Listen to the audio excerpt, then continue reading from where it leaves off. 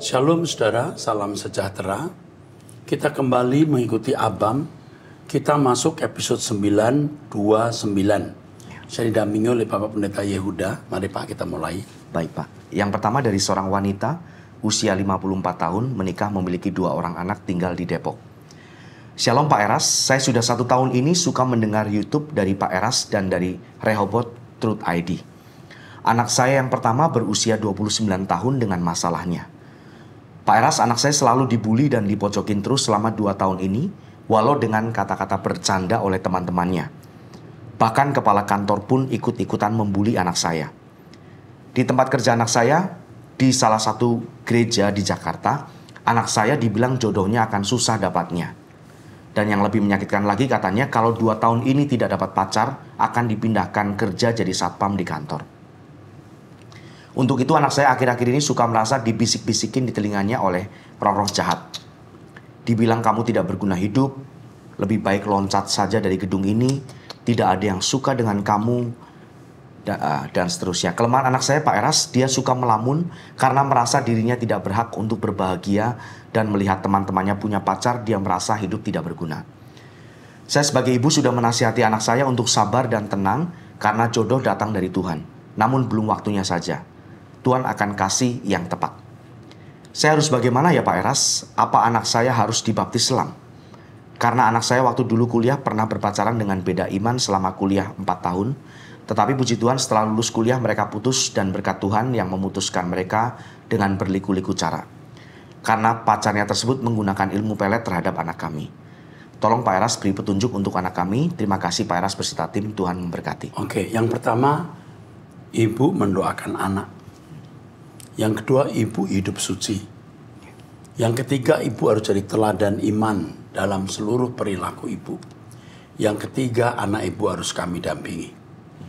Ini tidak bisa diselesaikan dengan nasihat. Apalagi tidak ke anak ibu langsung, ke ibu. Untuk ibu saya cukup berkata, ya tadi, berdoa, hidup suci, jadi teladan. Kami akan menghubungi anak ibu. Ibu memberitahu kepadanya bahwa tim kami, ya, kalau perlu yang mendampingi psikolog, Ibu Pusdaya. Kalau perlu yang mendampingi seorang psikolog yang rohani, ya. Kalau enggak Ibu Pusda, Ibu Bingkan, ya. Kalau ada waktu, ya. Oke, diusahakan. Itu saja yang kami bisa jawab. Kami senang direpotkan karena itu berkat untuk kami. Jadi jangan Bu merasa susah kok merepotkan Pak Eras. Memang kami cari repot dan itu kebahagiaan kami. Oke, teruskan. Berikutnya dari seorang pria 22 tahun, bercerai memiliki 1 orang anak tinggal di Jakarta. Shalom Bapak Erastus, ini kali kedua saya bertanya di Abang. Dia sudah menikah ya?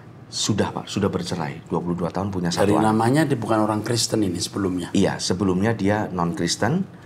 Di tahun 2021 baru masuk Kristen karena ikut istri. Dan kami, dia dengan istri tinggal di Sulawesi sampai 2023 akhir kami berpisah karena masalah yang tidak dapat diselesaikan. Singkat cerita saya pulang ke Jakarta dan harus kembali ke rumah orang tua. Yang jadi permasalahan adalah keluarga saya semuanya Muslim Pak. Waktu saya masuk Kristen, keluarga saya sudah tahu dan mereka menyuruh saya kembali ke agama sebelumnya. Tetapi saya sempat menolak Pak, karena saya sudah nyaman dengan agama Kristen, apalagi semenjak tahu kalau ada GSKI. Dan saya jatuh cinta sekali dengan ajaran yang Bapak sampaikan, yaitu murni suara kebenaran Injil. Sekarang keluarga saya mendesak saya untuk kembali karena sebentar lagi bulan Ramadan. Jadi saya harus bagaimana Pak? Oh iya, saya mempunyai kerinduan menjadi hamba Tuhan Pak. Kalau boleh tanya, apakah saya bisa mendapatkan beasiswa di STT Ekumene? Soalnya kalau jalur normal saya tidak mampu Pak. Saya keluarga yang sederhana, yang cukup untuk makan sehari-hari saja. Itu saja Pak yang ingin saya sampaikan. Terima kasih, Tuhan Yesus memberkati. Hari ini juga, Anda akan dibel oleh Pak Yehuda. Siap. Anda akan kami layani karena Anda luar biasa. Menurut teropongan saya, dia akan jadi pendeta hebat. Amin. Ya, dengan masa lalu yang kelam, dia akan menjadi hamba Tuhan yang luar biasa. Ya. Anda akan saya beri beasiswa. Saya tidak tahu Anda sudah selesai S1 atau belum. Ya. Tapi saya akan memberikan beasiswa dan memberikan perhatian khusus untuk orang seperti Anda. Oke, hari ini juga nanti akan dihubungi. Pak Yehuda, serahkan ke Pak Yehuda itu. Ini big fish. Ya. Tuhan berkati, teruskan.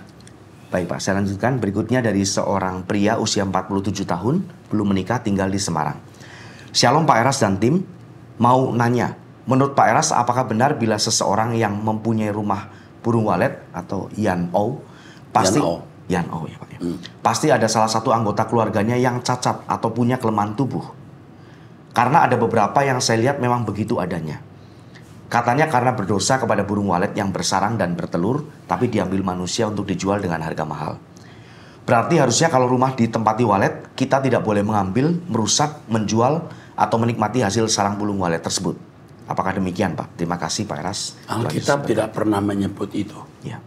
Karena memang hewan diperuntukkan untuk manusia. Tetapi sikap keserakahan memang bisa. Ya. Memang harus bijaksana dalam merawat burung walet. Ya. Ada saat di mana membiarkan burung walet bertelur dan punya anak, ada saatnya diambil sarangnya. Betul? Ya. Ya Pak. Harus bijak. Ya. Tuhan juga mengajarkan itu untuk kelestarian ekosistem. Ya. Oke. Tapi tidak ada klausul kalau merawat burung walet lalu ada anaknya yang cacat. Ya. Tidak ada. Kalau kita orang Kristen, kita tidak tunduk kepada hukum semacam itu. Tidak ada hukumnya itu. There is no law like this. There is no law. There is no law like this. Okay? We have to reject it. We have to resist it. No law like this. Oke, teruskan. Mantap. Baik. Berikutnya Pak dari seorang pria usia 29 tahun, belum menikah, tinggal di Toba. Shalom Pak Eras dan seluruh tim, mau bertanya Pak, apakah pandangan Alkitab mengenai mimpi basah? Dosa atau natural manusia ya Pak? Mohon pencerahannya, terima kasih, shalom. Mimpi basah itu adalah metabolisme yang natural yang terjadi jika seorang pria telah memiliki sperma yang berlebihan karena tidak berhubungan seks, maka akan keluar dengan sendirinya pada waktu tidur. Itu namanya mimpi basah. Itu kartu pengaman yang Tuhan sediakan untuk manusia. Jadi bukan sesuatu yang dosa. Oke? Itu bukan sesuatu yang dosa. Ya. Oke, saya kira cukup itu saja. Ya. Amin. Terus. Baik. Berikutnya dari seorang wanita usia 39 tahun, menikah, memiliki 3 orang anak, tinggal di Samosir. Ya. Shalom Pak Erastus yang Tuhan kasihi. Pak Eras, terima kasih buat setiap khotbah dan pujian yang Bapak kumandangkan melalui YouTube, sehingga membuat imanku dan suami semakin dewasa. Pak, saya mau bertanya bagaimana cara mengalahkan kuasa gelap. Saya sudah berdoa dan juga mengikuti doa pagi, serta mendengar khotbah Bapak, tetapi selalu saja yang mempunyai kuasa gelap itu mencari gara-gara. Kakak suami saya ini suka sekali berdukun, sampai setiap pagi, siang, dan malam selalu membakar sesuatu supaya kami menghirup asapnya. Karena kami tetanggaan sama kakak suami saya ini. Jadi saya minta saran Pak Erastus, apa yang saya lakukan untuk menghadapi orang seperti ini. Maaf ya Pak, kepanjangan. Tuhan Yesus memberi kesehatan kepada Bapak. Saya harus mengatakan itu bukan masalah besar. Kalau kita hidup dalam kesucian, ya, kita hidup dalam kesucian, itu malaikat Tuhan itu atas kita, menyertai kita. Yang kedua, harus mulai bukan hanya defensif, ofensif. Jadi lakukan dengan penyembahan. Buat penyembahan pagi hari. Suarakan penyembahanmu. Haleluya. Haleluya. Buat penyembahan. Pada waktu dia membakar kemenyan atau apa, buat penyembahan. Lalu serang. Dalam nama Yesus, kuasa gelap roh jahat saya hancurkan. Dan kita bisa minta malaikat Tuhan turun untuk menjagai rumah. Dulu anak saya waktu pergi ke luar negeri juga diganggu kuasa gelap. Jadi setan itu bukan hanya di dalam negeri, di luar negeri juga ada. Kan dia ada tinggal di lantai berapa, saya lupa 5 atau berapa itu ya. Itu dari luar bisa ada tapak tangan begini. Terus ada tulisan apa gitu. Kurang ajar loh setan itu. Terus pernah juga dia di kolam renang, waktu dia berenang itu ada orang berenang tapi kakinya nggak ada. Loh, terus nggak ada. Lalu pernah juga waktu di tempat ganti baju, dia sedang ini, dia lihat orang di sebelahnya, lihat nggak ada. Waduh, saya jauh dari rumah nih. Saya berdoa, saya bilang, nak mulai besok kamu nggak diganggu lagi. Ya. Saya minta Tuhan beri malaikat menjaga anakku. Sejak itu nggak diganggu. Ya. Saya tidak bisa doain untuk semua orang. Karena Tuhan belum tentu mengizinkan. Tapi kalau untuk anggota keluarga saya berhak memintanya. Kalau saya minta untuk sembarang orang, lalu orang itu hidupnya nggak benar juga nggak bisa. Ya. Nah, saudara harus hidup suci. Anda harus ada penyembahan. Minta malaikat, setan akan mengganggu Anda. Dalam nama Yesus, dalam nama Yesus, dalam nama Yesus. Tuhan tolong Anda, Tuhan berkati. Amin. Oke, luar biasa ini, Tuhan pasti tolong. Yuk. Ya. Selanjutnya dari seorang pria usia 47 tahun, menikah, punya 3 orang anak, tinggal di Ambon. Ya. Pak Eras, saya mau bertanya, ada kebiasaan orang setelah meminum anggur dan makan perjamuan kudus, kemudian sisa anggur tersebut dioles ke kepala dan tubuh dari beberapa jemaat yang saya lihat. Apakah itu alkitabiah atau tidak, Pak? Karena menurut pandangan dari Pak Eras yang saya pernah dengar, kita makan tubuh dan darah Tuhan. Artinya menyatu dengan tubuh Yesus, menyatu dengan spirit atau gairahnya. Ataukah saya yang salah dengar ya, Pak? Mohon penjelasannya yang sesuai dengan Alkitab. Ya. Terima kasih. Kita menyatu dengan Tuhan dalam spiritnya, dalam gairahnya. Ya. Jadi ketika kita angkat roti dan minum anggur, kita harus mengimani, memaknai bahwa kita berkomitmen untuk punya satu spirit, satu gairah dengan Tuhan, sependeritaan dengan Tuhan. Dan darah, maksud saya roti anggur itu sebagai simbol dari tubuh dan darah Yesus. Yang Yesus katakan, tubuhku benar-benar makanan, darahku benar-benar minuman. Tapi kalau dioleskan di kepala, Alkitab tidak pernah mengajarkan itu. Kecuali dia disuruh Tuhan secara pribadi, itu di luar saya punya pengetahuan. Bukan tidak mungkin, bisa saja. Tetapi setahu saya tidak. Cukup dimakan, diminum, itu pun pemaknaannya. Tidak secara harfiah. Jelas ya? Ya, jelas. Pemaknaan. Jadi mengimani itu tubuh dan darah Yesus yang menyatu dengan kita. Kita maknai demikian. Ya, saya kira cukup. Cukup jelas. Amin. Teruskan. Pertanyaan dari seorang pria usia 30 tahun, belum menikah, tinggal di Sumatera Utara. Shalom Pak Eras, saya ingin bertanya, kalau konteksnya memberhalakan pasangan hidup, apakah sama dengan tunduk di bawah perintah ketiak istri? Pak Eras yang saya kasih, saya hanya ingin bertanya, tidak ingin memberhalakan pasangan hidup, tetapi istri memiliki pengaruh besar. Bagaimanakah harus diperbuat? Selain itu, kalau masa jomblo namun punya keinginan untuk memiliki pasangan, bisakah dikatakan memberhalakan pasangan? Karena setelah dapat pasangan yang perhatian dan terkadang waktu habis ke pasangan. Apakah bisa dikatakan sedang memberhalakan pasangan juga? Atau ketika diri memfokuskan ke langit baru, bumi baru, namun diri ini punya sebuah keinginan untuk memiliki pasangan. Apakah juga bisa dikatakan memberhalakan sebuah keinginan pada pasangan, Pak? Terima kasih, Tuhan Yesus berkati. Sebenarnya kita harus melihat tingkat kerohanian masing-masing orang. Orang yang tingkat kerohaniannya tinggi, benar-benar tidak punya keinginan apa-apa kecuali Tuhan dan kerajaannya. Tapi kalau usianya masih 20, 25, 30, masih ada hasrat-hasrat menikah misalnya, kita tidak bisa mengatakan itu salah. Tapi untuk tingkat seusia saya 65 tahun, mestinya juga sudah selesai. Ku akhiri jalan hidupku di hadirat-Mu Tuhan. Tapi masih umur 30 saya paham kalau ada dorongan untuk punya pasangan hidup. Ada. Tapi jangan sampai dorongan memiliki pasangan hidup membuat Anda kurang menghormati Tuhan. Tuhan harus tetap kita hormati lebih dari segala sesuatu. Dorongan menikah itu ada, tapi jangan sampai membelenggu. Yang kalau kamu bisa mengikuti saran saya berdasarkan firman tentunya, baik kau makan atau minum atau melakukan sesuatu yang lain, lakukan semua untuk kemuliaan Allah. Jadi apakah kamu menikah atau tidak, semua untuk kemuliaan Allah. Menikah bagus, tidak menikah bagus, asal semua untuk Tuhan. Tidak menikahnya karena kepahitan, ya salah. Menikahnya karena dorongan, ya salah. Dorongan seks atau karena tidak bisa hidup dalam kesepian. Semua harus untuk Tuhan. Bagaimana kita bisa tahu ini memberhalakan atau tidak? Ini urusan sangat pribadi. Jadi harus memperkarakannya di hadapan Tuhan. Ini bukan angka, bukan numeral, bukan jumlah, bukan matematik. Ini batiniah. Dan Roh Kudus akan pimpin setiap orang sampai tingkat memberhalakan atau tidak. Seperti kita lapar, kita pengen makan. Apakah itu memberhalakan perut?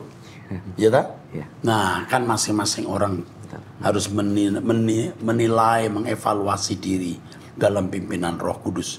Maka saran saya ikut doa pagi bersama saya, jam 5 pagi. Tuhan akan memberi kita kepekaan untuk mengenali diri kita dengan benar. Dan doa pribadi akan mencerdaskan kita mengenali diri kita dengan benar. Teruskan. Baik, berikutnya dari seorang wanita usia 56 tahun, menikah, memiliki 4 orang anak, tinggal di Bekasi. Amin. Shalom Pak Erastus terkasih, maaf Pak agak panjang. 2 putri kami sudah menikah, 2 putra kami, 1 sudah bekerja. Puji Tuhan sebagai manajer dan belum menikah. Dan yang bungsu masih kuliah di Semarang. Saya berterima kasih pada Pak Eras juga Pak Wignyo karena akhirnya kami mendapatkan ketenangan tentang tentang Trinitas. Ya. Karena saya juga puas dengan pengajaran-pengajaran yang Bapak bagikan. Juga pelajaran Alkitab yang diajarkan Pak Wignyo. Suami saya latar belakang dari non-Kristen, berasal dari Sumatera Barat. Setelah mengenal Tuhan, banyak yang suami ingin lebih tahu, terutama Trinitas. Yang akhirnya ketika usia saya 48 tahun, suami menyuruh saya ambil sekolah teologi karena gereja tempat kami berjemaat membuka STT. Suami sebagai pelaut jadi tidak bisa. Jadi saya yang melanjutkan ke STT. Semua hanya untuk tahu tentang Trinitas, jadi saya ambil teologi. Walau agak sulit karena harus belajar bahasa Yunani dan Ibrani, juga karena kuliah dimulai jam 6 sore selesai jam 10 malam. Dengan kondisi saya berkendaraan motor setiap hari, Senin sampai Jumat dengan jarak dari tempat kuliah ke rumah sekitar 18-20 km. Dengan usia 48 tahun selama hampir 5 tahun. Karena waktu masuk sistem block teaching kemudian dialihkan menjadi reguler. Jadi agak panjang masa belajarnya. Puji Tuhan bisa selesai sebagai sarjana STH, sarjana teologi. Walau waktu buat skripsi saya harus sering kejar dosen ke Mall Arta Gading. Karena dosen pembimbing skripsi saya dulu salah satu dosen pengajar di tempat Bapak. Saya naik motor karena baru itu kendaraan yang kami punya. Semua saya jalani hanya karena suami ingin tahu lebih lagi tentang Trinitas. Yang kami dapat bahwa karena Allah itu pencipta, bisa jadi 3 atau bisa 100. Ya. Saya di wisuda bulan Februari 2020 sebelum pandemi, tapi suami belum puas dengan hal seperti itu, saya disuruh ambil S2. Saya bilang nanti sajalah selesai pandemi. Dan bulan Februari 2020 suami cuti, harusnya bulan Maret berangkat kembali tapi belum bisa karena pandemi. Semua bandara ditutup. Akhirnya kami sering dengar firman Tuhan via online, dan akhirnya mendengar Pak Wignyo dengan gaya bahasa yang santai, membuat suami senang mendengar. Dan saya ajak juga dengar bosnya, yaitu Pak Eras. Suami agak takut karena dengar Pak Eras sesat. Saya jelaskan tidak boleh menghakimi orang, apalagi seorang hamba Tuhan yang dipakai Tuhan. Saya juga jelaskan ke teman-teman yang di STT waktu dikatakan Pak Eras sesat, karena mengatakan di luar Kristen bisa masuk surga. Saya jelaskan hanya di dalam Kristus yang beroleh keselamatan, jadi yang tidak Kristen bisa dia masuk surga kalau hidupnya baik. Karena saya ingat ada 2 teman saya yang non-Kristen dan sering Muslim memakai jilbab dan sering bertanya tentang Yesus pada saya, yang akhirnya terima Yesus sebagai Tuhan dalam hidupnya. Hanya masih disembunyikan karena suami dan orang tuanya. Dan saya bilang untuk tetap saja percaya Tuhan Yesus dan ikuti saja sholat tapi ubah doa pada Tuhan Yesus. Yang puji Tuhan setelah 13 tahun suami dan anak-anaknya sekarang sudah terima Tuhan Yesus. Wow. Jadi saya bilang jangan menghakimi orang siapapun. Dan akhirnya suami mau ikuti serta lebih nyaman ikuti ibadah di GSKI, juga seminar-seminar di GSKI. Dan puji Tuhan lagi Pak Eras, saya diizinkan untuk tidak melanjutkan S2 karena sudah mendapatkan yang selama ini dicari tentang Bapa, Tuhan Yesus juga Roh Kudus. Saya berterima kasih Pak Eras yang terkasih, saya tidak melanjutkan S2 karena mengingat usia 56 tahun harus pulang malam sendiri dengan jarak yang jauh dengan kendaraan motor. Oh ya, sampai sekarang saya belum ambil ijazah saya karena malu dengan perkataan dosen di kelas. Katanya jangan kuliah hanya untuk sertifikat. Walau itu dikatakan di kelas untuk semua mahasiswa, saya kuliah bukan untuk sertifikat atau titel, tapi untuk mau lebih jelas tentang Trinitas. Karena walau sudah usia, saya benar-benar belajar. Mungkin Pak Andris tahu saya karena Pak Andris juga dulu salah satu dosen kami. Saya berterima kasih Pak Eras juga Pak Wignyo. Tuhan Yesus memberkati bapak-bapak dengan semua kebaikan dari Bapa di sorga dan selalu semangat. Oh ya Pak, puji Tuhan kami sudah dapat buku Kenosis yang kami beli waktu hadiri HUT, hari ulang tahun GSKI tanggal 2 Desember 2023. Tapi kalau boleh saya juga mau buku kehidupan. Buku-buku ini Belum lagi yang dalam lemari, jadi saya kuliah karena memang mau belajar. Sekarang belajarnya online dari GSKI. Pak Eras, terima kasih. Oke, yang pertama, sertifikat Anda di sekolah itu Anda harus ambil. Ya. Suatu hari Anda akan membutuhkan. Kalau Anda tidak ambil, nanti suatu hari hilang. Iya. Ya. Ya, jadi ambil saja. Yang kedua, welcome to my world, selamat datang di dunia saya. Ya. Ikuti saja Trinitas. Ya. Anda akan mendapat jawaban. Dan mengenai buku-buku yang Anda butuhkan, tolong dihubungi ibu ini. Kita kasih buku-buku kita. Khususnya mengenai Trinitas ya. Ya. Yang saya tulis baru-baru ini, yang sudah diperbaiki di tipe-tipenya ya. Ya. Nanti dikirim. Nah, bagus sekali. Apalagi yang diharapkan ibu ini? Sudah Ya, sih Pak, kesaksian. buku ya, kesaksian dan minta buku. Ya. Hanya belajar Trinitas ya. Tapi dia rasanya sudah puas ya dengan jawaban Trinitas yang kita pahami ya. Iya, bisa ngikutin Sudah ya. isinya. Ya. Sekarang malah di GSKI deh nyaman Di ya. GSKI nyaman Pak. Ya. Oke, luar biasa ya. Dengarkan khotbah Bapak dan khotbah Pak Wiknyo. Oke deh, senang. Oke. Iya. Saya kira cukup itu jawaban saya. Kita teruskan pertanyaan yang berikut atau Iya. pernyataan yang berikut. Berikutnya ini pertanyaan Pak. Dari seorang wanita usia 50 tahun menikah tinggal di Tondano di Sulawesi Utara ya Pak. Shalom, apakah sudah ada komunitas abang? Apakah saya bisa bergabung Bapak atau Ibu? Oke. Iya. Sudah di ini ya? Di data ya? Tapi ya. Oke, sedang didata dan Ibu bisa mendata, nanti kita bikin acara khusus untuk itu. Oke. Jadi hanya orang-orang yang anggota ABAM yang mendapat link nanti. Iya. Gitu ya? Iya. Oke deh. Cukup, Tuhan berkati. Terima kasih Bu untuk perhatiannya. Oke. Ya, berikutnya ucapan terima kasih dari seorang pria usia 48 tahun, menikah, memiliki 4 orang anak, tinggal di Kota Batu. Bapak Pendeta Dr. Ersus Sabdono yang dikasihi Tuhan Yesus. Shalom Pak, terima kasih sudah memberikan respon pada ABAM 917. Ketepatan saya, istri dan anak-anak sedang menonton ABAM atau sedang kumpul keluarga sore hari. Terharu kami mendengar nasihat Bapak, khususnya saya ini yang mengirimkan pesan dengan istri. Menit 16-19 ya? Ya, ABAM 917 ya? betul. Ya. Oke, terus? Dan saat anak-anak melihat saya menangis terharu, sekalipun anak-anak masih sangat muda, umur 13, 10, 8, dan 6 tahun, mereka turut memberi semangat kepada saya. Mereka juga senang menonton acara renungan malam di Truth ID sebelum mereka tidur. Oke. Ya. Terima kasih juga bahwa Pak Mario. iya, Pak Mario ini bagian legal kita. Iya, Pak. legal, Sudah pengacara. menghubungi, ya pengacara, sudah menghubungi saya sehari setelah saya mengajukan pertanyaan. Dan saat ini kami sedang berdiskusi. Terima kasih kami sampaikan kepada Bapak dan tim ABAM. Tuhan Yesus memberkati kita semua. Ya, saya sebenarnya lupa ini kasus apa, tapi ini kayaknya kasus hukum ya. Kalau kasus hukum kami juga ikut membantu menangani. Jika tidak memiliki dana, kami tidak tarik dana. Ya. Kami membantu ya. Ya kami senang bisa membantu karena upah kami besar di surga. Maka teruskan. Selanjutnya dari seorang wanita usia 36 tahun, menikah punya 3 orang anak tinggal di Sumatera Utara. Shalom Pak Eras dan tim ABAM, saya adalah salah satu pelayan di gereja GSKI sekitar Sumatera Utara. Pak Eras, bagaimana saya menanggapi atau mengambil keputusan saat saya diminta untuk bergabung lagi dengan orang yang sebenarnya sudah melukai hati saya? Dan yang sebenarnya sudah saya ampuni jauh sebelum masalah makin besar. Dan bagaimana cara baik dan sopan saya untuk menjawab kepada mentor saya yang meminta untuk bergabung lagi dengan orang tersebut. Sedangkan orang tersebut yang melukai hati saya itu tidak melakukan semua apa yang sudah diminta oleh Bapak Rohani saya. Bahkan dengan jelas dan lantang orang itu mengatakan bahwa pengajaran Bapak Rohani saya tidak harus diterima bulat-bulat. Juga program-program dari pusat.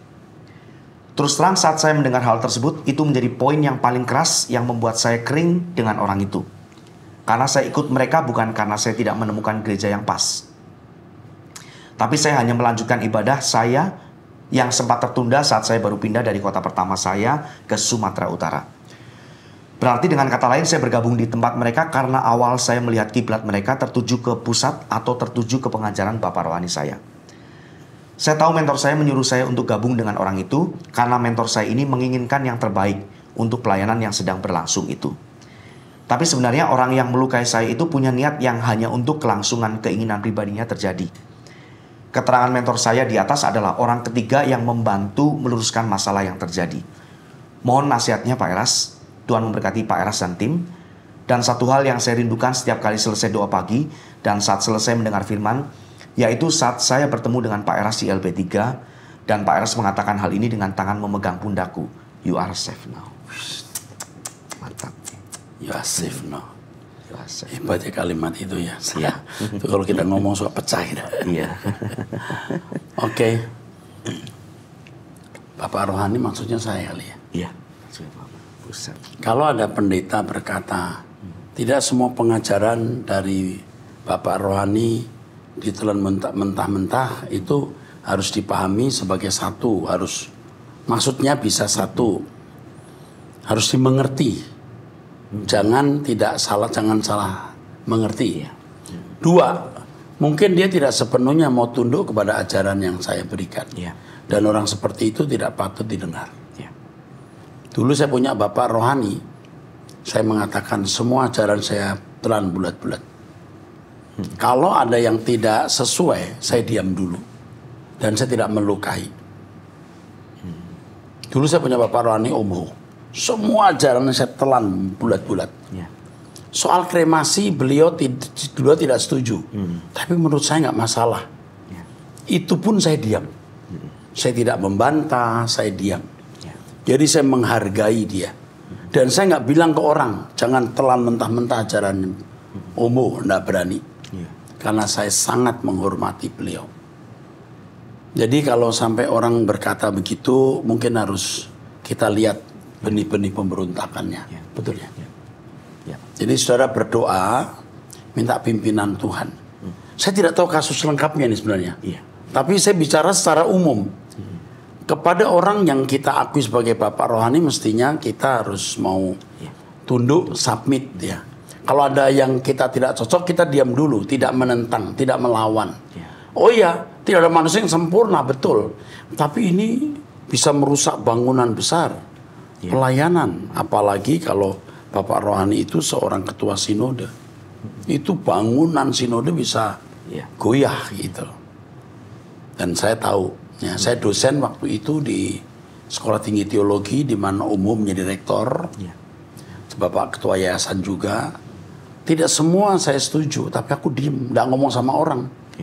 Kita submit saja. Nggak terlalu prinsip kok. Mau kremasi, mau tidak, buat saya nggak terlalu prinsip. Kecuali Omho suruh saya menikah 2 istri, 3 istri. Oh, itu jelas saya tolak. Tapi Omho tidak mungkin mengajari hal yang tidak kudus. Hidup beliau bisa menjadi teladan. Ya. Dan itu yang memberikan inspirasi saya sampai hari ini menjadi hamba Tuhan. Jadi mestinya saudara di gereja manapun, bapak rohani harus dihormati, dihargai, dan di sampingnya ikut menangis. Dia tidak mungkin sempurna. Ya, oke, saya kira cukup ya Pak. Di episode 929 kita masuk 930. Sampai jumpa di episode 930. Tuhan berkati.